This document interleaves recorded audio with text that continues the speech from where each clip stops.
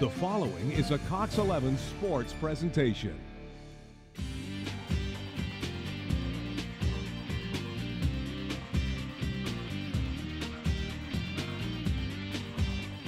From our Cox 11 studios, this is Sports Report.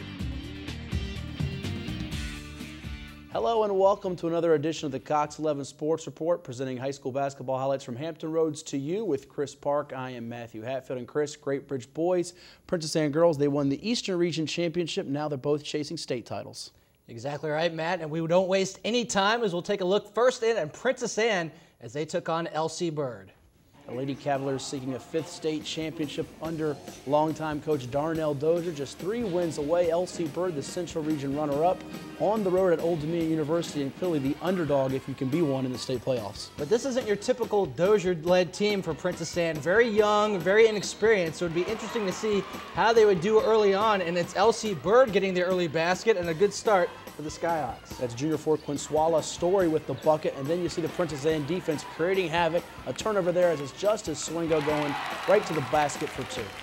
Swingo, one of the few upperclassmen that really has a prominent role for Princess Anne, scores the basket there, and Swingo's now going to work the ball around. And inside the perimeter, inside the zone of that defense is Morgan Cooper, the senior forward who gets the jumper. We saw Morgan Cooper have a marvelous game in that second half against Maury in the regional semifinals, trying to do it again. And then there's Swingo from way downtown, striking from 3. And when PA gets the outside shots to fall, they're even tougher to beat.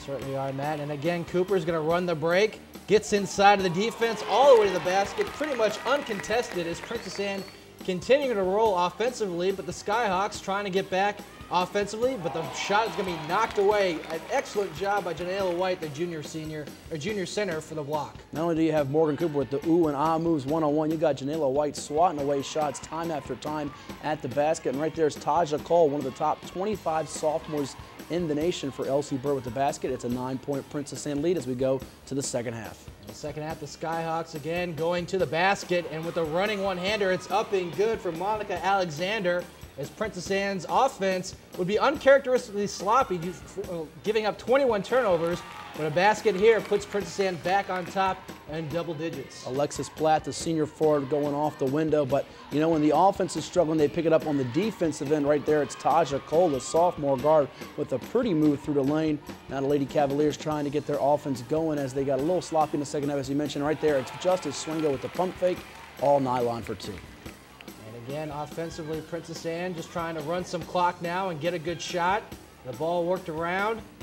4 Cavaliers touch it, and finally in the corner, it's a 3 and the foul for Brianna Jackson, who knocks it in, and you can tell the Skyhawks pretty much are going to have to see this one going away, going to the fourth quarter down by 15. Their defense just not as strong to stay with the Cavaliers. And just like Princess Anne always has done in the past, a great surge to end a quarter and begin a quarter as they take it into the fourth quarter. Right there, it is Morgan Cooper with the bucket and the harm. She's going to the foul line, and Princess Anne sensing that they're going to be back in the state Final Four once again.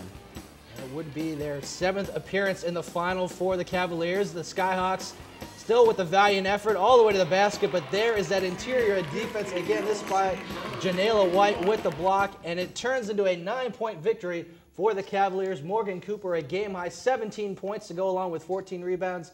Taja Cole, 22 points, 12 boards, and 3 steals. So the Eastern Region girls from Princess Anne move on to the state Final Four. Can the Eastern Region champs on the boys' side, Great Bridge, do it? Making the state tournament for the first time in 55 years.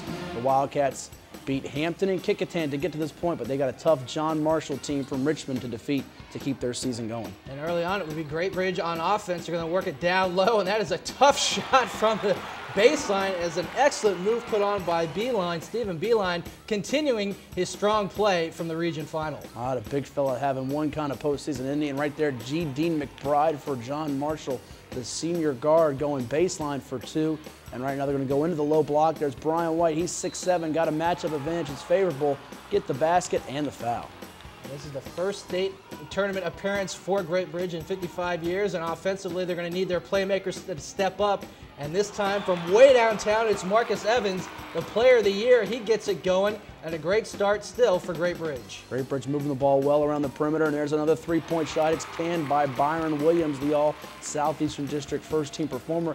Down 4, though, at the end of 1. John Marshall with the lead on the road. Can the Wildcats make a big rush here in the second quarter to take the lead back?